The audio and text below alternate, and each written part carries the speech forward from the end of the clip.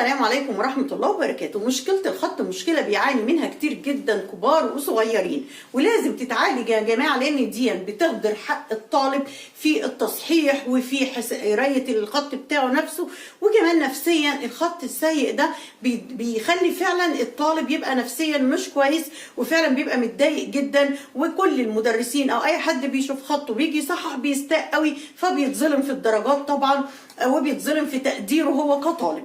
طيب ايه، عندنا 5 خطوات لو عملناهم اتحداكم ان انتم خطكم مش هيتحسن في اسرع وقت، بس تركزوا قوي في ال5 خطوات دول وتركزوا معايا فيهم جدا وتنفذوهم بعد الفيديو ده على طول.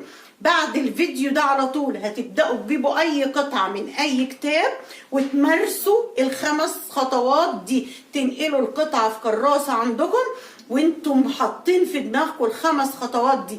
انا خطي كان سيء جدا من ساعه ما مشيت على ال5 خطوات، والحمد لله خطي اتحسن كويس. احنا مش بنقول هنتحسن خطنا يبقى زي الخطاطين، لا طبعا انا مش عايزه خطي يبقى زي الخطاطين، انا عايزه خطي يبقى منسق، خطي يبقى منظم، خطي يبقى يقرا، خطي يبقى مريح للعين.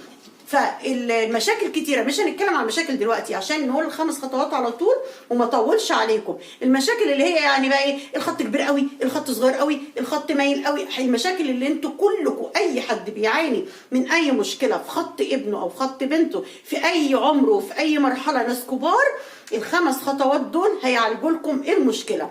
اللهم صل وسلم على سيدنا محمد. نبص على الخطوات بس يا رب كده، ندوس اللايك، ما ننساهوش ندوس اللايك يا جماعه عشان الفيديو ده يوصل لاكبر عدد وكلنا نستفاد مع بعض وتاخدوا الاجر والثواب انتوا كمان. انا كاتبه لكم هنا تحسين الخط.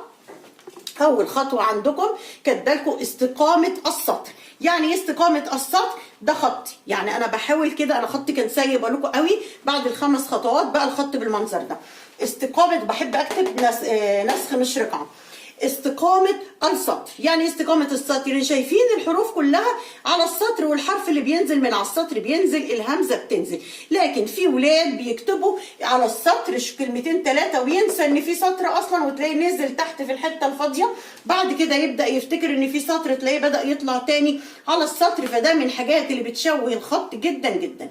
تاني حاجة من ال5 خطوات الحروف الساقطة. الساقطة يعني اللي بتنزل من على السطر. لازم الولاد او الناس الكبار وهي بتكتب اكون مركز جدا ايه هي الحروف اللي بتقع من على السطر، وطبعا كلنا عارفينها، الراء وازاي الواو، دول موجودين في الاول في النص في الاخر بينزلوا من على السطر. ايه بقى الحروف اللي هي بتنزل من على السطر لو جت في اخر الكلمه بس؟ العين والغين، السين والشين، طبعا الصاد والضاد ما كتبتهمش عشان هم زي السين والشين، الجيم والحاء والخاء واللام، دول لو في اخر الكلمة بينزلوا من على السطر، لكن دول في وسط الكلمة، في آخر الكلمة، في أي مكان بينزلوا من على الإيه؟ السطر، لأن هم غير متصلين أصلا. تاني بعد كده طول الحروف. طول الحروف، أراعي قوي الحروف الطولية في الكلام. في حروف لازم تكون طويلة، ما ينفعش أسويها في طولها مع الحروف التانية. إيه هي الحروف الطويلة؟ أنا عندي الألف واللام لازم يبقوا طوال، لازم يبقوا طوال. عندي ايه تاني؟ الكاف لازم تبقى طويله، ما ينفعش ابدا اعمل الكاف قصيره. انا عندي كمان الطاء عصايتها بتبقى طويله قوي قوي، يعني الالف واللام لازم يبقوا طوال، الكاف طويله، عصايه الطاء تبقى طويله، اللام الف طبعا بتبقى برضو طويله. شايفين؟ لازم بيبقى احافظ على الطول كده، ما ينفعش ابدا. احنا هناخد في اخر الفيديو هنكتب قطعه مع بعض، ما ينفعش ابدا ان اللي بيكتب يكون الحروف دي يساويها بالحروف الثانيه، يعني يجي يكتب لي خالص. فلازم نعرف ان الالف واللام والكاف وعصايه الطاء والظاء واللام الف بيبقوا برضو ايه؟ طوال. يبقى احنا بنحافظ كده على ايه؟ الحروف الطوليه وطول الحرف. رابع حاجه المسافات. المسافات، ايه المسافات؟ يعني المسافة بين كل كلمة والتانية وانا بكتب الفقرة. ناس بتسيب مسافة كبيرة جدا بين كل كلمة والتانية، وفي ناس تلاقيها ملزقة الكلام جدا في بعض. امال نعمل ايه؟ المسافة بتتساب بمقدار نقطة، بمقدار نقطة بين، يعني ازاي هنشوف نكتب ازاي الكلمات يبقى فيه مسافة بين نقطة بمقدار نقطة بين كل كلمة والتانية. نكتب مثلا كده ذهب. بصوا يا جماعة خطي والله العظيم انا خطي مكان يتقري اساسا.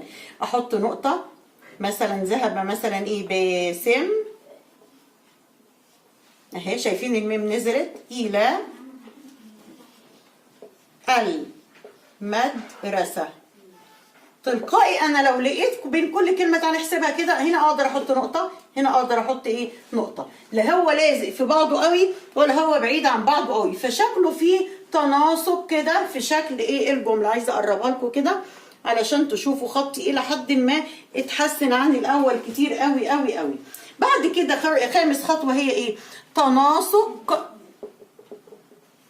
تناسق. شايفين القاف؟ شايفين وانا بكتب بركز في، مش شايفين دي اهي، بركز الحروف اللي فوقي واللي تحتي. احنا هنا ما كتبناش القاف مع دول. تمام. تناسق الحروف.